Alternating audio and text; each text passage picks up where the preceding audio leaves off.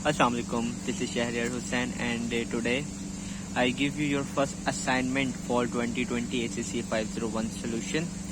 So let's get started. Question मैं नहीं बता रहा आपको, सिर्फ इसका सोल्यूशन मैं आपको प्रोवाइड कर रहा हूँ.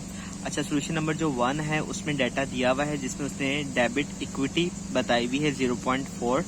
तो अकॉर्डिंग टू अगर हम फॉर्मूला चलें तो इसमें हम जब भी हम डेबिट इक्विटी रेशियो हम फाइंड करते हैं तो इसमें फॉर्मूले का +1 लगता है. तो 1 + 0.4 हमने इसको कर दिया तो इक्वल टू 1.4 हो गया. प्रॉफिट मार्जिन उसने हमें 4% दिए हुए थे और डिविडेंड पे आउट रेशियो उसने 50% दी हुई थी, जो कि रिटेंशन रेशियो है जिसको हमने बी से डिनोट करते हैं. अब ये हम कैसे फाइंड करते हैं, जब हम डिविडेंड हमारे पास जो 50% की रेशियो दी हुई है उसमें से जब हम 1 को माइनस कर देंगे, 1 माइनस करेंगे, 1 माइनस जैसे मैंने यहाँ पे लिखा 0.5, तो ये इक्वल टू 0.5 ही के आएगा. ओके, तो इसकी ये रिटेंशन रेशियो आपकी बन जाएगी 0.5 की. टोटल एसेट आपके पास टर्नओवर इक्वल टू 1 दिया गया था. फाइंड आपने क्या करना है, ROE और G रिप्रेजेंट करते हैं सस्टेनेबल ग्रोथ रेट को. अच्छा, सस्टेनेबल ग्रोथ रेट को ये जाहिर कर रहा है. इसके बाद इसको हम सोल्व कर रहे हैं तो हमने ये कहा कि जो ROE है, ठीक है, ये इक्वल होगा, PM से मुराद है प्रॉफिट मार्जिन के, TAT हमारे पास आता है टोटल एसेट टर्नओवर और DERT हमारे पास क्या आता है, डेबिट इक्विटी रेशियो.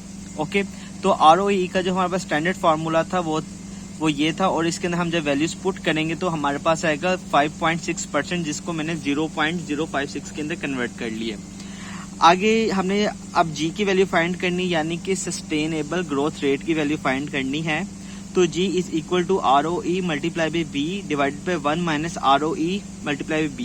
जब हम इसके अंदर वैल्यूज को पुट करते हैं तो हमारे पास G की वैल्यू आती है 0.028 और जब हम इसको परसेंटेज में कन्वर्ट करेंगे तो हमारे पास इसका आंसर आएगा G इज इक्वल टू 2.88%.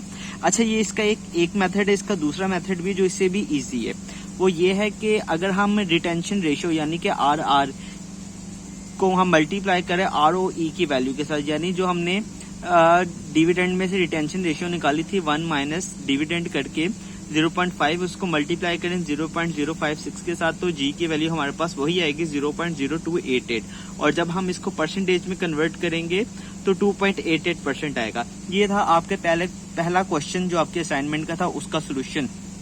अब हम चलते हैं इसके सेकंड सोल्यूशन की तरफ. इसका सेकंड सोल्यूशन ये है कि उसके अंदर जो उसने डाटा गिवन दिया हुआ था उसके अंदर आपके पास फ्यूचर वैल्यू उसने दी हुई है ₹7 लाख की, फिर प्रेजेंट वैल्यू उसने दी हुई है ₹3 लाख की, T 6 ईयर्स दिया हुआ है और I इंटरेस्ट रेट है जो कि उसने कहा है कि आपने फाइंड करना है.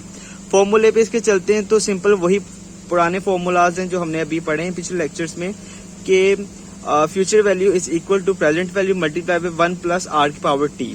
ऑलराइट, अब इसके सोल्यूशन की तरफ चलते हैं. तो जब हम वैल्यूज पुट करते हैं इस फॉर्मूले के अंदर, 7 लाख से इक्वल टू 3 लाख 1 + R⁻6, तो यहाँ पे 3 लाख मल्टीप्लाई हो रहा है, जब दूसरी साइड पे आएगा तो ये डिवाइड हो जाएगा लाइक दिस. ओके, और 1 + R⁻6 ही रहेगी. अब जब हमने इसको डिवाइड किया तो हमारे पास आया 2.33 इक्वल टू 1 + R⁻6.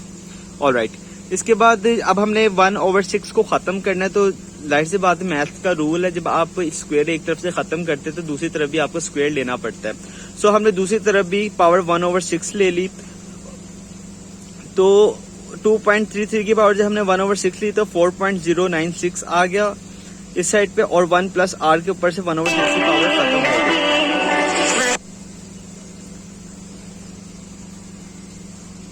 और जब हम R इज इक्वल टू 4.096 में से 1 को माइनस करेंगे, क्योंकि वो यहाँ प्लस हो रहा है तो दूसरी साइड पे जाके जब वो माइनस होगा तो R की वैल्यू आएगी 3.096. That's your answer. I hope आपको ये वीडियो अच्छी लगी होगी. 100% सोल्यूशन है ये और अल्हम्दुलिल्लाह आप लोगों के इसमें फुल मार्क्स आएंगे. और चैनल को सब्सक्राइब और लाइक करना मत भूलिएगा. अल्लाह हाफिज, फी अमानिल्लाह.